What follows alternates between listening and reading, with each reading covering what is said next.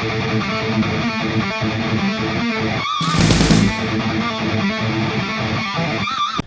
up, everybody?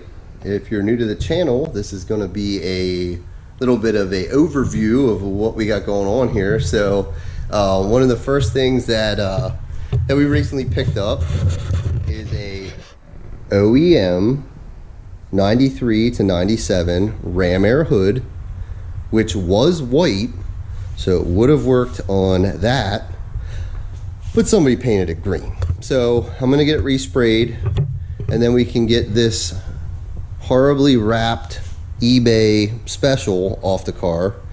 I also got the bottom half of the airbox with the mass airflow and the rubber gator to go onto the throttle body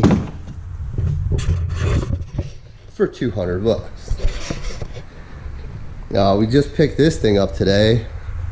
Blasting cabinet for the shop. Might need glass. It definitely needs gloves. And it sat out for a while.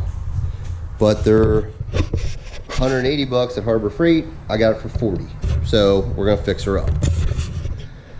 This here is a 1964 327 block, and that is a 283 steel crank. So this stuff's off to the machine shop. This is going to end up in the 72 Nova Super Sport, which is buried in junk right now. We're gonna try to do, I think, I don't really know what you call it, but almost like a pro touring car. Gonna do like a 17-inch wheel all the way around. Set it up for autocross to some degree. I want to be able to street drive this thing. The suspension was all redone on the car already, but I think I'm going to put all like the Z28 Camaro stuff under it. Maybe Cal tracks. I haven't done a ton of research, but this was a complete running and driving full interior car when I got it. And as you can see now, it's a storage bin. So one of these days we're gonna dig this thing out. The body work's really not too bad, so it shouldn't be too big of a deal, but that's what the 327's for. We're hoping to rev it somewhere in the 8,000 to 9,000 RPM range. So it should be pretty cool. And it is an automatic car, but I don't have a build sheet or anything on it. And unless I find out that the VIN somehow dictates whether it was manual or automatic, I'd like to put a hump in it and probably get a T56 out of an LT1 car and put it behind that 327. So that should be pretty cool. A couple other things, if you've been following the channel, one of the first videos was about a Trailblazer we're gonna build, and we didn't have four-wheel drive in it when we got it. It was an auction vehicle. Turns out I stuck a new battery in it 3 days ago, and suddenly the four-wheel drive works. So take you back and show you that. All right, guys, here's the 2002 Trailblazer. As you can see, it's not too shabby on this side. The other side's the side it got hit on. Bumper covers in the back. There's where she got slammed. A little bit of tweakage to it broke the sway bar link off on this side, which I think is why it looks like it sits a little wonky. But like I said, it's going to be off-road only vehicle, so not really super worried.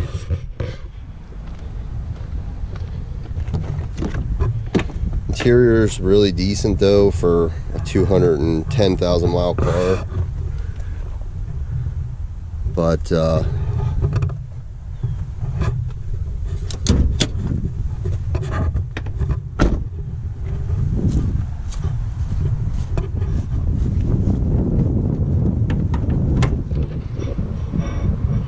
little greasy under there, but it definitely runs decent, nice and quiet. And all it took was throw a new battery in it and magically the four-wheel drive worked again. This is the 94 Z28 we picked up about a month ago. Some guy had it on Facebook for sale. It was in storage for 9 years. Supposedly the water pump went out and he was thought it would be too difficult to repair, so it's complete, almost all original. I don't see any aftermarket stuff on it. It looks all stock. We'll be doing a how to make a 9-year-old or a car that's been sitting for 9 years run video. We'll try to pump all the fuel out of it, check the oil, possibly change it, crank it over with the coil wire off for a while, get a little oil up through the motor, and throw some fresh gas in it and see if she'll fire up. But other than a couple tiny little marks, there's a real small ding right here.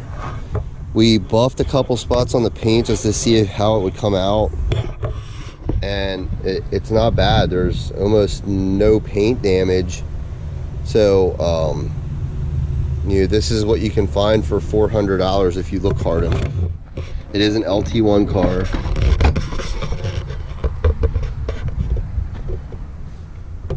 Interior's okay. Has the normal driver seats ripped to shreds on the side because of the bolstering, and it was kind of damp. Had a little bit of a funky smell to it when we first got it, but that's pretty much gone now. I've used a few different treatment methods, one of which is rubbing alcohol. If you've never had a car that was musty, rubbing alcohol kills any type of mold, spores, or anything like that.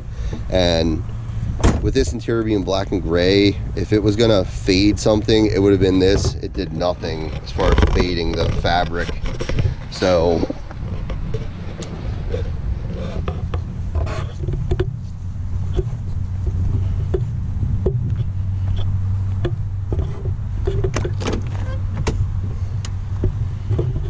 you have the colossal seat and the side bolster.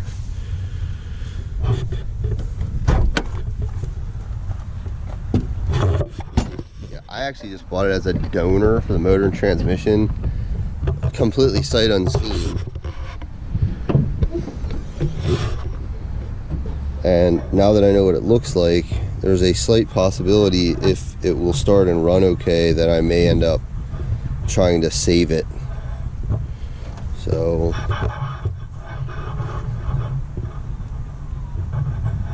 yeah, it should be pretty awesome. Also, there might be a little bit of John Deere content. I just have this compact 1025R with a lot of attachments.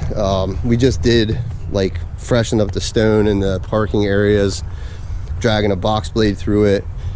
There's the mid 14 second, pretty much all stock Ram that we race once in a while, plus tow the Firebird around with.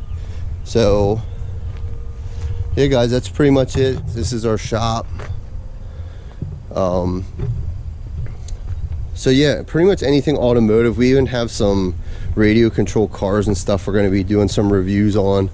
And for anybody that saw the battery powered lawnmower video, it has nothing to do with going green. So peace out guys, have a great night. Later.